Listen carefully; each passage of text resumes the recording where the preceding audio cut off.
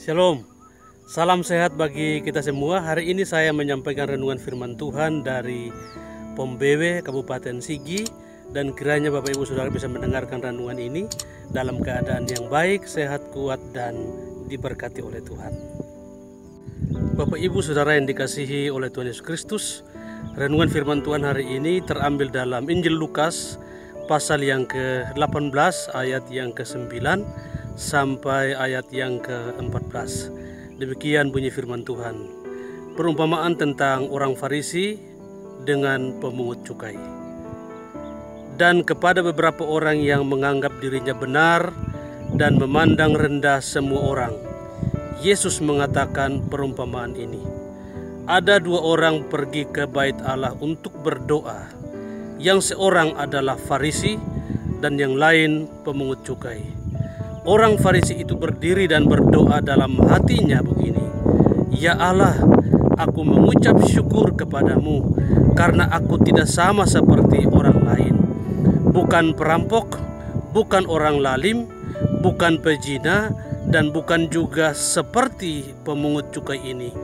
Aku berpuasa 2 kali seminggu. Aku memberi 1/10 dari segala penghasilanku."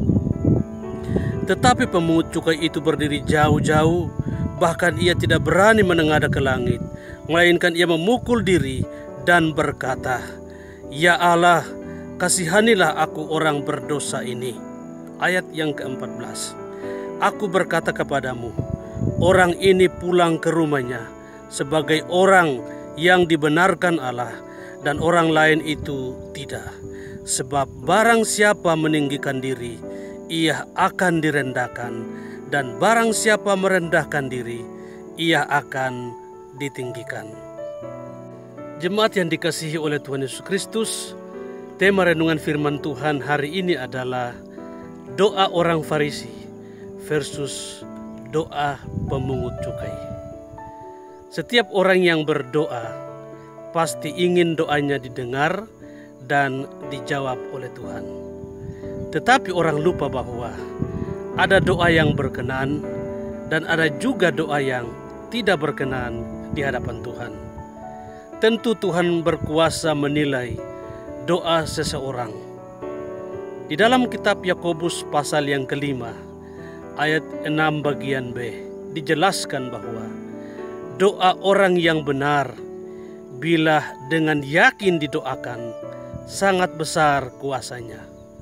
Jadi penekanannya pada dua hal, yakni yang pertama, orang yang berdoa harus benar dan baik kehidupannya, maupun sikap hatinya harus benar.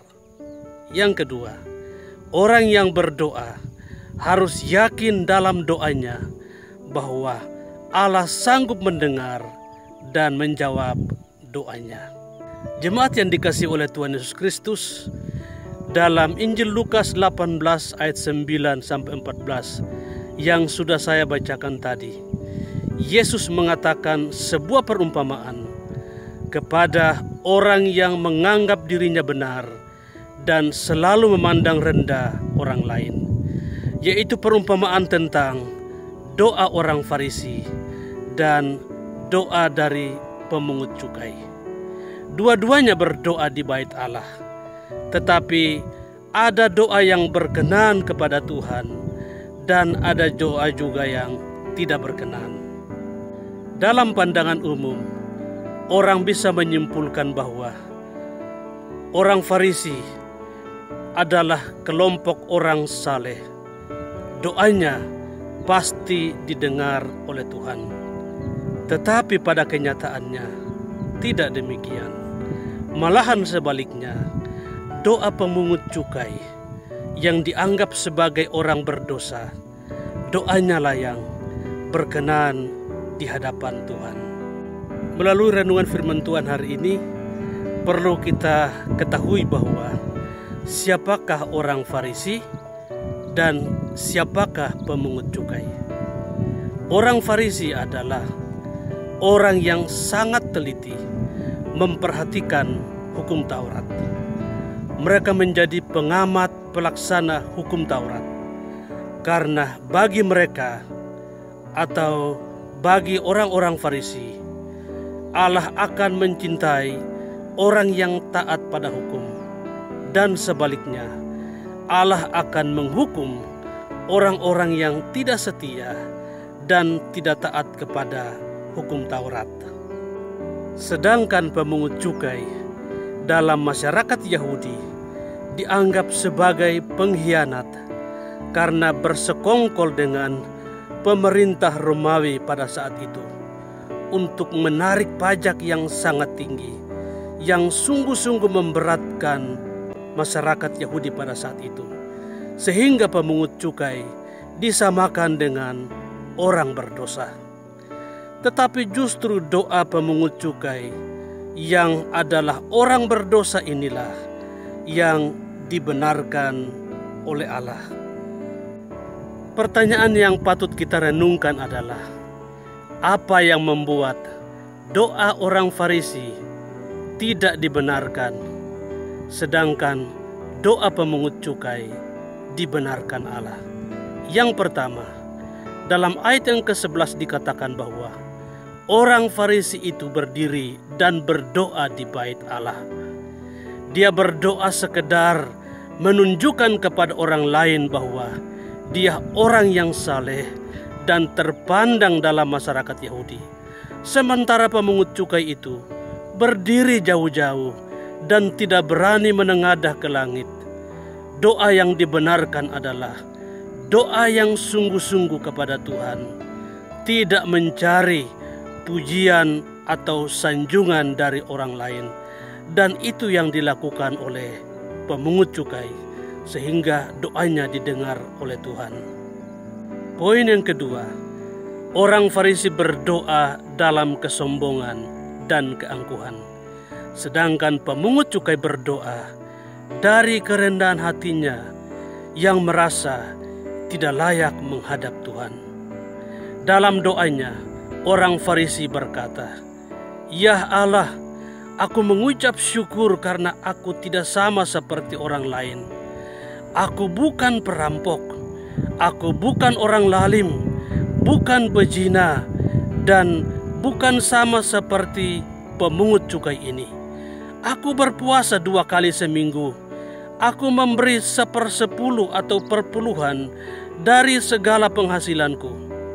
Sementara pemungut cukai itu berdoa sambil memukul dirinya, tanda bersalah, tanda dia menyesal, dan berkata, "Ya Allah, kasihanilah aku orang berdosa ini."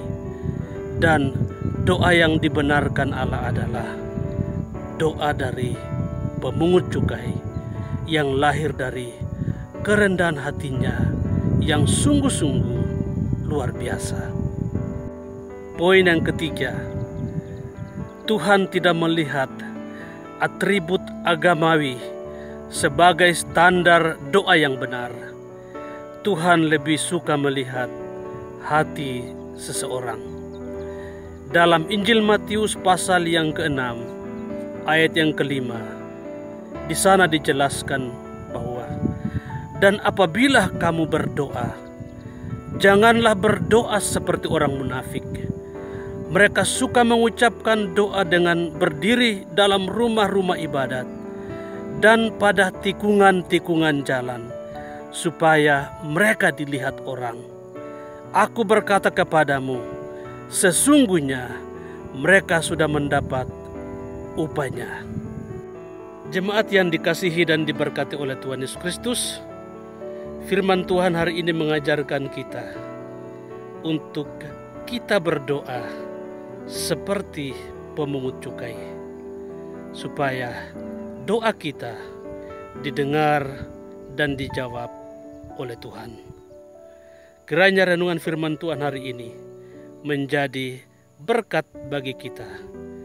Jika channel ini memberkati Bapak Ibu Saudara, silakan subscribe, like, komen, dan share kepada orang lain agar mereka juga diberkati oleh Tuhan.